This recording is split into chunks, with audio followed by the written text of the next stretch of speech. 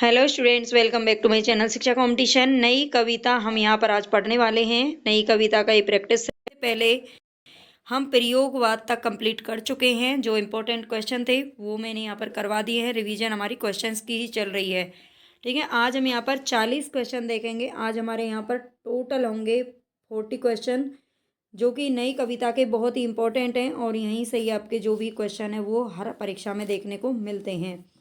तो चलेंगे हम अपनी क्लास की तरफ। पहले आप पूरी क्लास देख लीजिए। अगर आपको अच्छी लगे तो लाइक ज़रूर कर देना, सब्सक्राइब कर लेना चैनल को और शेयर कर देना अपने दोस्तों के साथ में।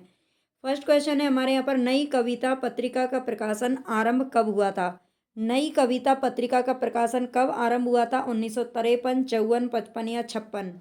तो ये हुआ था 1954 ईस्वी में। ठीक है, 1954 ईस्वी में नई कविता पत्रिका का प्रकाशन हुआ था। जिसके संपादक कौन थे? संपादक इंपॉर्टेंट है, तो ये थे जगदीश गुप्त और राम स्वरूप चतुर्वेदी। ठीक है, राम स्वरूप चतुर्वेदी, ये दोनों ही इसके कौन थे? संपादक थे। हालांकि जगदीश गुप्त का नाम यहाँ पर ज़्यादा पूछा जाता है। जगदीश के नाम से कई नाम आपको देखने को मिलेंगे आगे, तो इसलिए इसको अच्छे से याद रख लेना। नई कविता पत्रिका का प्रकाशन जगदीश गुप्त जी ने किया था। नई कविता की प्रमुख प्रवृत्ति क्या है? तो इसकी प्रवृत्ति बतानी है। बौद्धिकता का प्राधान्य, यथार्थवाद का अति आग्रह, कुंठा, निराशा, संदेह की अभिव्यक्ति। तो यहाँ पर हमारा राइट ऑप्शन कौन सा हो जाएगा? नई कविता की प्रमुख प्रवृत्ति बौद्धिकता का प्राधान्य भी है, यथार्थवाद का अति आग्रह भी है, कुंठा, निराशा और संदेह की अभिव्यक्ति करना भी है। तो ये तीनों ही ऑप्शन यहाँ पर हमारे करेक्ट हो जाएंगे। डी ऑप्शन सही है। कैलाश वाजपेयी की साहित्य अकादमी पुरस्कार से सम्मानित काव्य कृति कौन सी है? ये चारों की चारों जो काव्य कृतियां हैं वो कैलाश वाजपेयी जी की हैं। इनको अच्छे से देख लीजिए। देहांत से हटकर, महास्वप्न का मध्यांतर, हवा में हस्ताक्षर, पृथ्वी का कृष्ण पक्ष। ठीक है, ये चारों जो काव्य कृतियां हैं वो कैलाश वाजपेयी की हैं। अब इनमें से किस पर साहित्य अकादमी पुरस्कार मिला था? तो ये मिला था हवा में हस्ताक्षर।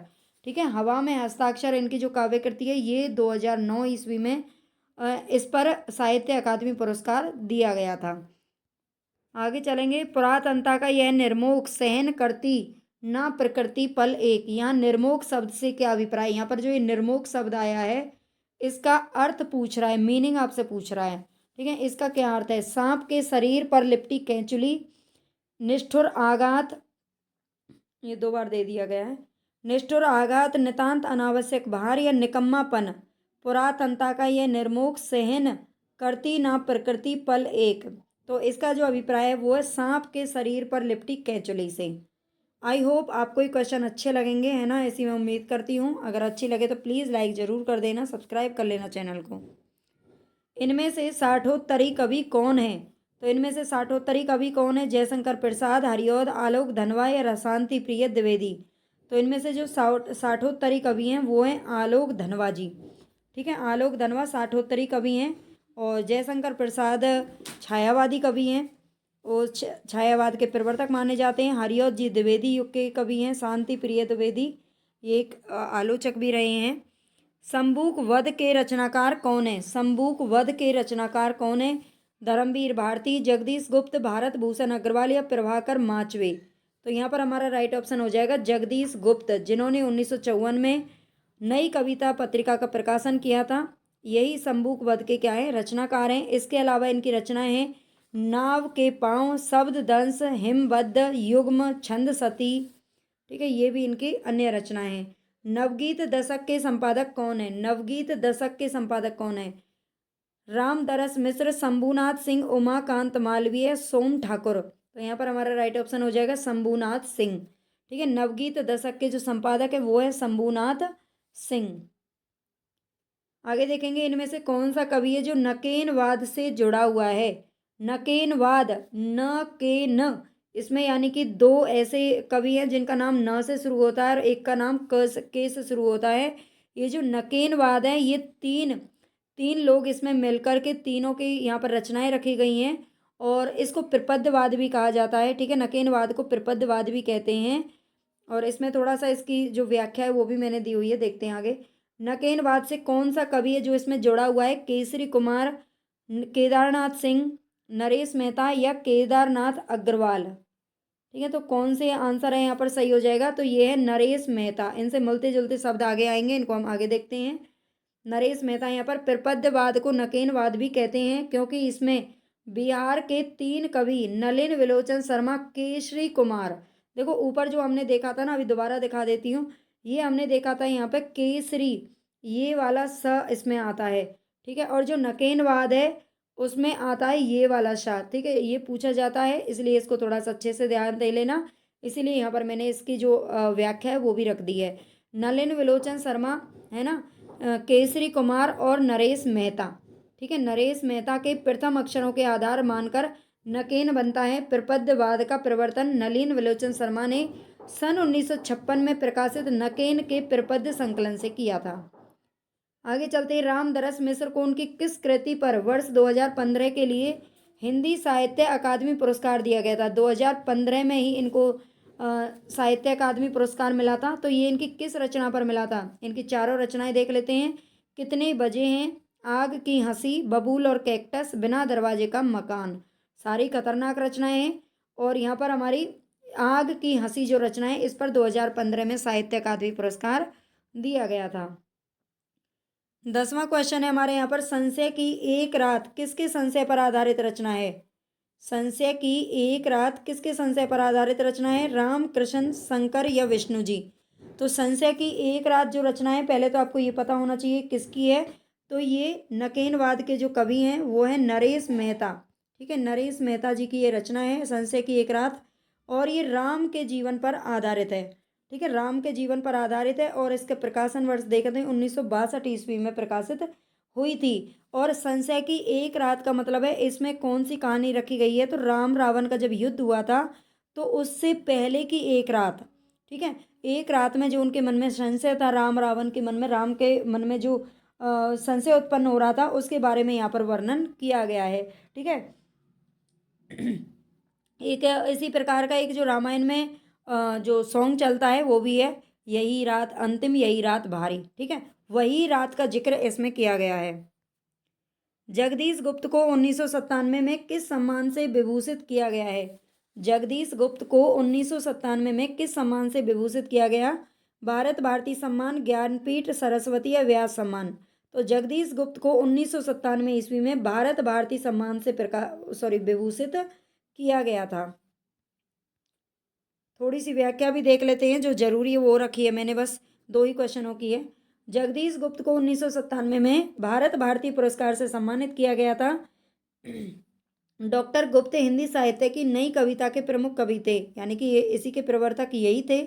इन्होंने सन 1954 में नई कविता नामक पत्रिका का संपादन किया था। इनकी जो रचनाएं हैं, नाव के पांव, शब्द दंश, हिमबद्ध, युग्म, छंद, सती, गोपा, गौतम, बोधि वृक्ष, संबूक, ये सभी डॉक्टर जगदीश गुप्त की काव्य कृतियां हैं। निज के ही उन्मादक परिमल के पीछे धावित हो कर, इस वक्तव्य का क्या तात्पर्य है? निज के ही उन्मादक परिमल के पीछे धावित हो कर, इस वक्तव्य का अर्थ बताना है। अपने से बेगाना हो जाना, मादक पदार्थ सेवन से प्रमत्त हो जाना, पगलाए फिरते रहना, या अपनी ही अंतः शक्ति को ना समझ पाने से व्यर्थ भटकना। बिल्कुल ये सही है, निज के ही उन्मादक परिमल के पीछे धावित होकर। ठीक है, मतलब हम बाहर ही भटकते रहते हैं, हम दूसरों से सीखने की कोशिश करते रहते हैं, हमेशा बाहर ही चीज़ों को ढूंढने की कोशिश करते रहते हैं, और जो हमने हमारी अंदर की जो शक्ति होती है हम उसको नहीं पहचान पाते, ये इसका अर्थ है। लुकमान अली किसकी काव्य रचना है? लुकमान अली किसकी काव्य रचना है? मणि मधुकर, लीलाधर जगूड़ी, सौमित्र मोहन, मंगलेश डबराल। तो यहाँ पर हमारा राइट ऑप्शन हो जाएगा सौमित्र मोहन। ठीक है, लुकमान अली किसकी रचना है? तो लुकमान अली सौमित्र मोहन की रचना है। इनके अलावा और इनकी रचनाएं हैं निषेध। ठीक है, निषेध लुकमान अली की रचना है। और इसके अलावा चाकू से खेलते हुए, चाकू से खेलते हुए, चाकू से खेलते हुए किसने लुक किया? लुक मीन्स क्या होता है? देखना। लुक मीन्स क्या होता है? देखना। चाकू से खेलते हुए देख लिया। आगे चलते हैं। निम्नलिखित में से एक कथन है जो कौन सा असत्य है? पहले तो इन पर अच्छे से पहले ही अंडरलाइन कर लिया करो, जब भी आप पेपर देने जाओ, है ना, कोई भी एग्जाम हो तो उसमें सत्य असत्य नहीं कौन सा है। ये वाली जो सवाल होते हैं ना, इनको थोड़ा सा ध्यान से देखा करो। तो यहाँ पर असत्य पूछा है, प्रयोगवाद का जन्म तार सप्तक के प्रकाशन के साथ माना जाता है। ये बात तो बिल्कुल सही है। 1943 ईस्वी से प्रयोगवाद के मैं कम से भी कम आपको 70-80 क्वेश्चन करवा चुकी हूँ। उनको आप जरूर देख लेना अगर नहीं देखा है तो, है ना। इतना भी अगर आप पढ़ लोगे ना तो आपके किसी भी छोटे मोटे एग्जाम के लिए, सबके लिए तो इम्पोर्टेंट है ही। वैसे भी कोई भी एग्जाम की अगर आप तैयारी कर रहे होते हैं तो यहीं से क्वेश्चन आते हैं, है ना। थोड़ी सी लैंग्वेज है जो चेंज कर दी जाती है, इसी तरह से क्वेश्चन बनाए जाते हैं जैसे आपके सामने अभी है। ठीक है, 14वां क्वेश्चन।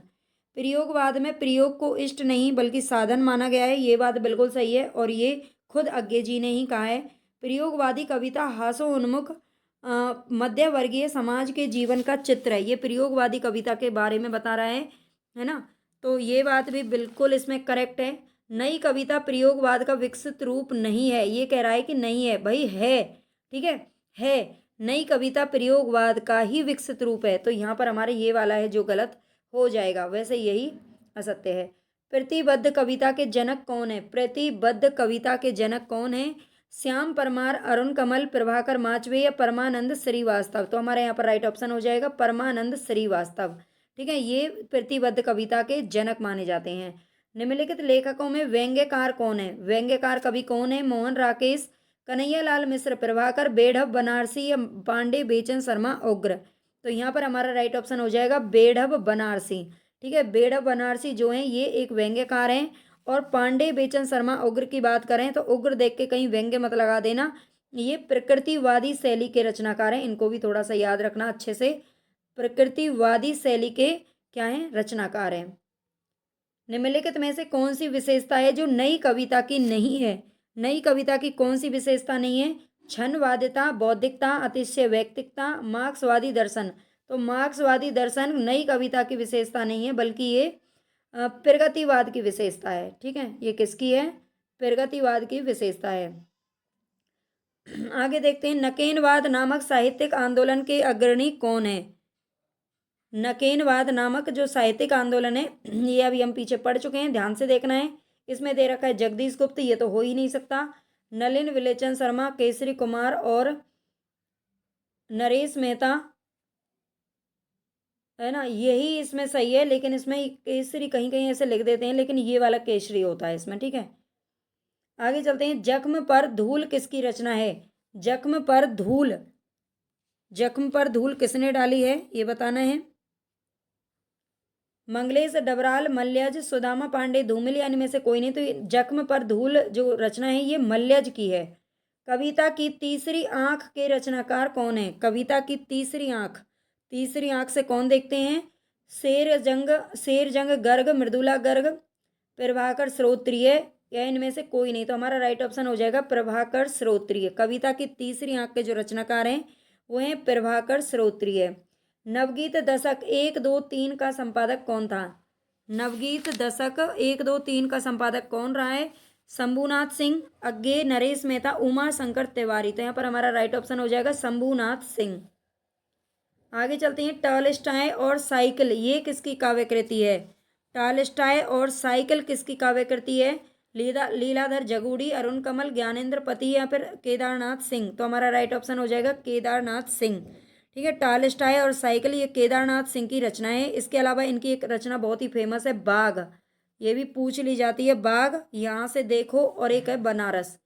बाघ और बनारस भी इनकी काव्य कृतियाँ हैं केदारनाथ सिंह की। अन्न है मेरे शब्द किस कवि की कृति है? अन्न है मेरे शब्द ये किस कवि की कृति है? स्वप्निल श्रीवास्तव, रविंद्र श्रीवास्तव, आलोक श्रीवास्तव या एकांत श्रीवास्तव। अन्न है मेरे शब्द तो ये एकांत श्रीवास्तव की रचना है। सारे श्रीवास्तव इकट्ठे हो गए हैं। ठीक है, अन्न है मेरे शब्द ये किसका काव्य, ये काव्य संग्रह किसका है? एकांत श्रीवास्तव का।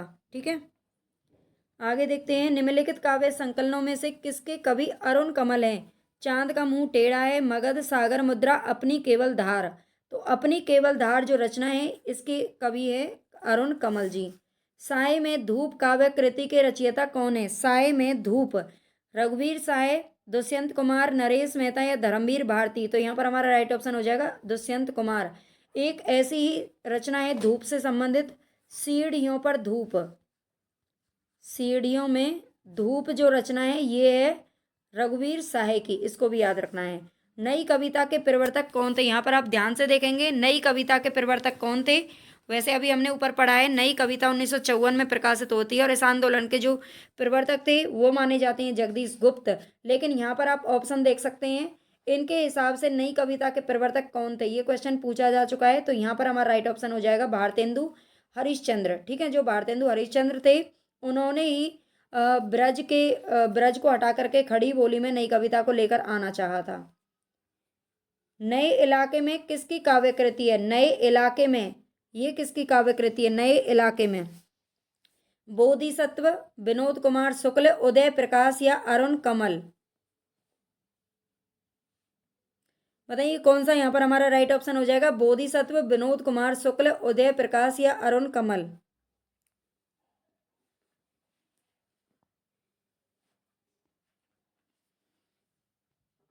नए इलाके में किसकी कृति है, तो ये है अरुण कमल की। ठीक है, जिसकी है अपनी केवल धार। बलदेव खटिक किसकी कविता है, बलदेव खटिक धूमिल की, लीलाधर जगूड़ी। बिल्कुल यही हमारा ऑप्शन हो जाएगा बी सही, लीलाधर जगूड़ी की रचना है बलदेव खटिक। अपनी केवल धार काव्य संकलन के रचनाकार कौन है, तो ये अरुण कमल है, ये भी हम देख चुके हैं। आगे चलते हैं, निम्नलिखित में से किस कृति के रचनाकार दुष्यंत, यहाँ पर बताना है। अपनी केवल धार अभी हम देख चुके हैं, अपनी केवल धार अरुण कमल की है। खूंटियों पर टंगे लोग, यह सर्वेश्वर दयाल सक्सेना की रचना है। साए में धूप, साए में धूप हमारी दुष्यंत कुमार की, जो कि राइट ऑप्शन है। और युग धारा नागा अर्जुन की कविता है। ठीक है, ये नागा अर्जुन की है युग धारा। आगे देखेंगे, निम्नलिखित में से कौन नवगीत के प्रसिद्ध उन्नायक कवि हैं, नवगीत के प्रसिद्ध उन्नायक कवि इनमें से कौन है, ये बताना है आपको।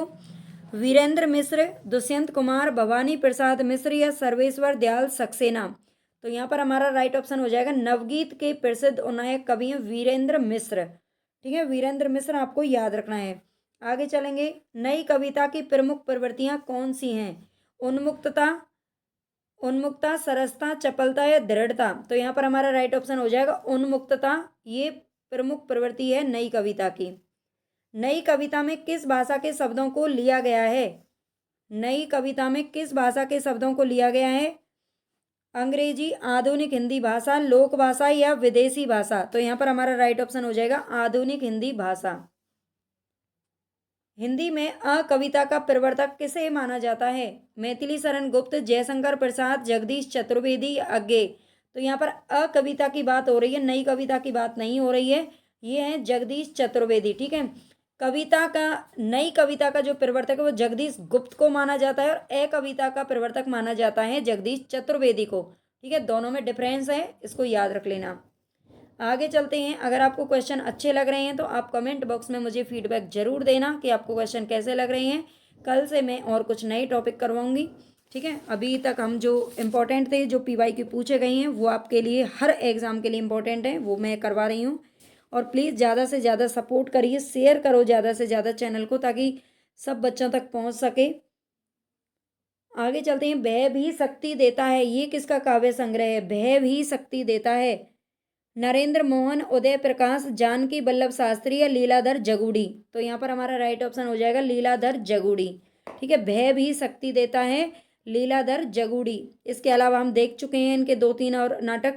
नाटक जारी है, ये भी बहुत पूछा जाता है, नाटक जारी है ये भी किसका है, तो ये भी लीलाधर जगूड़ी का है, नाटक जारी है। ठीक है, बची हुई पृथ्वी, घबराए हुए शब्द। आगे चलेंगे, सदियों का संताप, ये किसकी रचना है, बालकृष्ण शर्मा, नवीन, जयप्रकाश करदम, ओम प्रकाश वाल्मीकि या मोहनदास नैमिषारण्य। सदियों का संताप कौन झेल रहा है, सदियों का संताप तो ओम प्रकाश वाल्मीकि, एक दलित उपन्यासकार है। वैसे यहाँ पर ये सारे ही, नवीन को छोड़ करके सारे ही कौन है, दलित उपन्यासकार हैं। इन्होंने लिखा है ओम प्रकाश वाल्मीकि ने कि सदियों का संताप। कामाध्यात्म की समस्या निम्नलिखित में से किस रचना में उठाई गई है, आत्मजयी, संशय की एक रात, उर्वशी या फिर कनुप्रिया। तो यहाँ पर ये कनुप्रिया जो कि धर्मवीर भारती की रचना है, इसमें इस समस्या को उठाया गया है। ठीक है, आगे देखते हैं, आत्मजयी की कथा वस्तु, आत्मजयी किसकी रचना है ये पता होना चाहिए पहले तो आपको। ये है कुंवर नारायण। ठीक है, कुंवर नारायण की रचना है आत्मजयी। और ये इसकी जो कथा वस्तु है वो किस विषय पर आधारित है? छांदोग्य उपनिषद, कठोपनिषद, केनो उपनिषद या फिर विरद आरण्य को उपनिषद। तो यहाँ पर हमारा राइट ऑप्शन हो जाएगा कठोपनिषद। ये आत्मजयी की कथा वस्तु यहीं से ली गई है। नेक्स्ट क्वेश्चन है हमारा, निम्नलिखित में से कौन सी गीति काव्य की विशेषता नहीं है? संगीतात्मकता, कोमल कांत पदावली, वस्तु व्यापार वर्णन, स्व अनुभूति की अभिव्यक्ति। तो कौन सी गीति काव्य की विशेषता नहीं है? तो वस्तु व्यापार वर्णन ये गीति काव्य के अंदर नहीं होता। निम्नलिखित रचनाओं में से किस रचना के काव्य नायक राम है? संशय की एक रात, बिल्कुल यही अभी हमने देखा था। संशय की एक रात किसकी है? तो ये नरेश मेहता की रचना है। ठीक है, ये राम कथा पर आधारित है, ये भी आपको याद रख लेना। रश्मि रति रामधारी सिंह दिनकर की है।